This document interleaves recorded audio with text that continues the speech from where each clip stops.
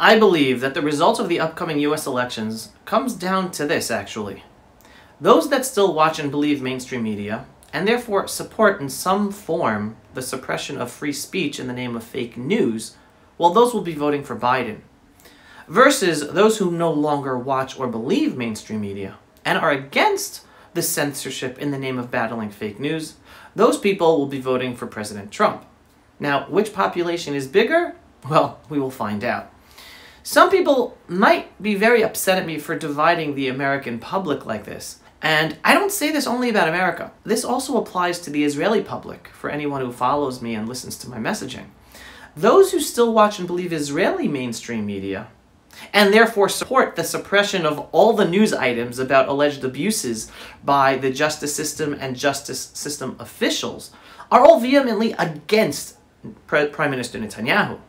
While those who no longer believe Israeli mainstream media and are against the blatant media bias that ignore all the stories about alleged abuse by the justice system officials, well, they all support Prime Minister Netanyahu.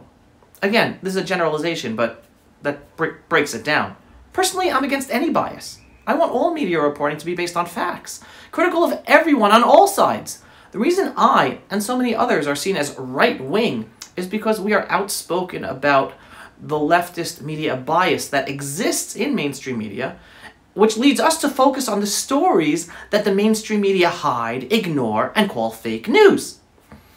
Going back to America, one thing the mainstream media is hiding from the public is the alleged corruption of Joe Biden himself, being exposed from newly uncovered emails from the recently found laptop of his son, Hunter Biden. Now, I'm in no position to say what is true and what is not true, but the mainstream media should be reporting about it and asking Joe Biden and his campaign hard questions to investigate what is true and what is not true about that story. Instead, there is total silence, and that's the problem. I want to introduce the take of two journalists who are by no means conservatives or Trump supporters at all, and you gotta listen to what they say. Here is Glenn Greenwald's take on the latest Biden scandal and what it says about mainstream media. Quote, "Is there a single journalist willing to say with a straight face they believe the emails relating to the Bidens are either fabricated or otherwise fraudulently altered?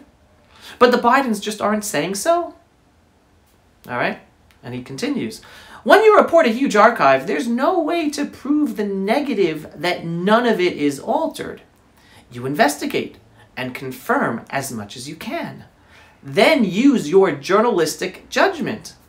The only way you get confirmation is when the subjects of the reporting don't deny the authenticity."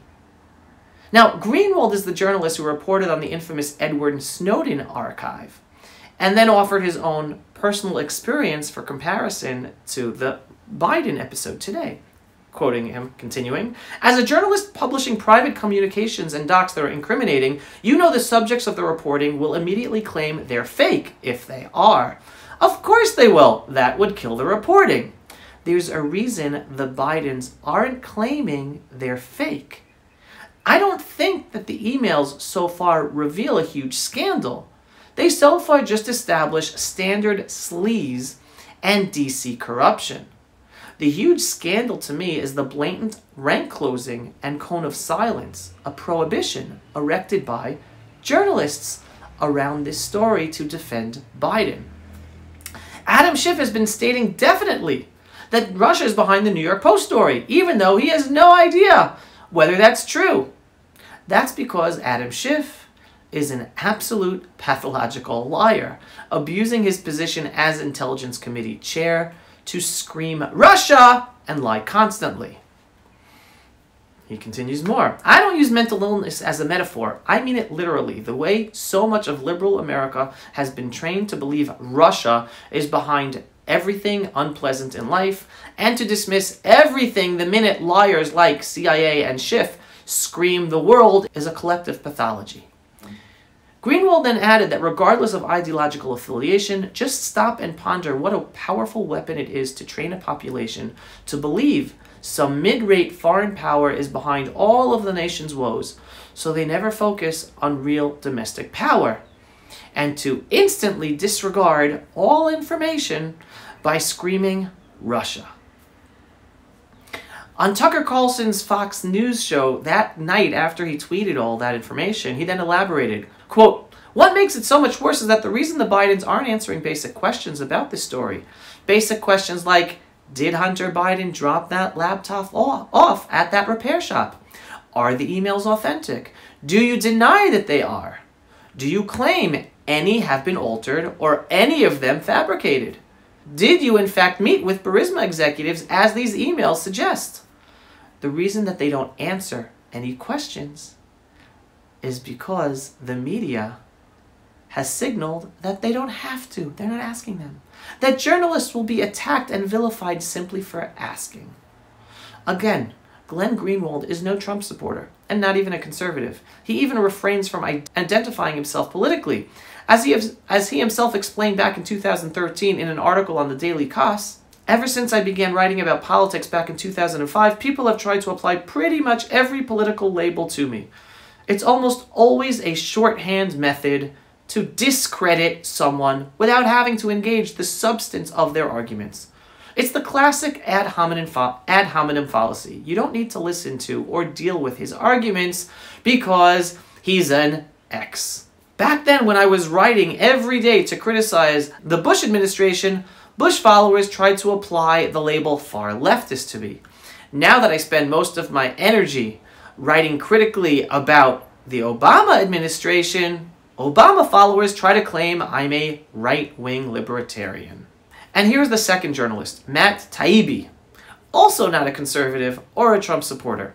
He writes about politics for the Rolling Stone media outlet, not exactly known for its conservative leanings. Now, here's what Matt Taibbi had to say in an article that he was quoted in thehill.com.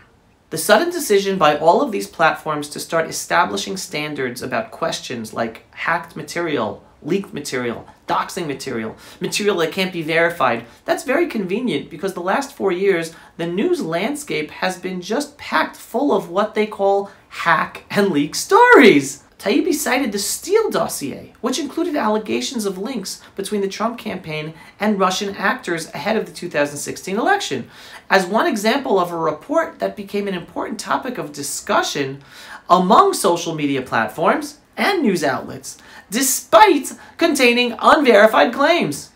Taibbi argued that the New York Post article, which used information from Trump's personal lawyer, Rudy Giuliani, that had allegedly been obtained from Hunter Biden's laptop hard drive, should receive the same treatment as the Steele dossier. In journalism, we don't have an admissibility requirement. If something comes in and we don't know the exact provenance of it, that doesn't mean we can't publish it. All we have to do is establish that it's true. And a lot of important stories have been broken that way. Now, these are damning allegations about mainstream media today from independent journalists. So, getting back to the elections, again, I'm all for fact-based reporting. Go after Trump. Go after Biden. Both of them about their policies. But the mainstream media calling Trump an anti-Semite and a supporter of white supremacists is fake news.